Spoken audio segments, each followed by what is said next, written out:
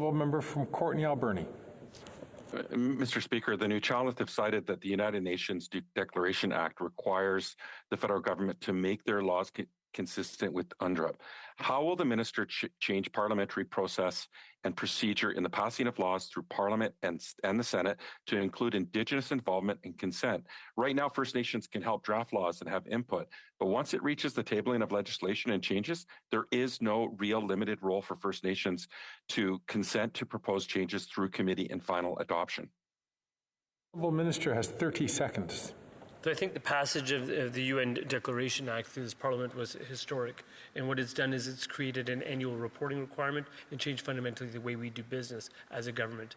And the important involvement of Indigenous people at the development stages, including through co-development of legislation that has an impact or has a potential to impact on their rights, is significant. And I've seen that in terms of the work I'm doing.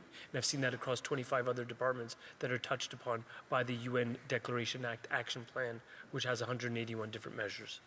The honourable member from Courtenay-Alberni.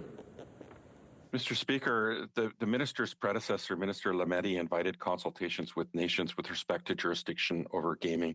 This remains an extremely live issue in British Columbia and for Nuu-chah-nulth people in the context of the recognition of nations' inherent rights to self-government and with respect to the continued role of the province in the regulation of gaming activities on reserve. What is the position of this federal government with respect to creating the space for true Indigenous gaming? The Honourable Minister has 25 seconds on the clock.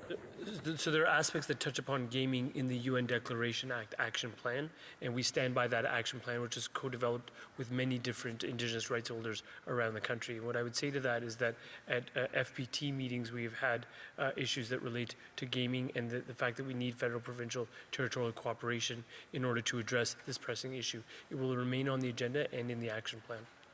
Honourable member from Courtenay-Alberni. Well, they're looking for this minister to take leadership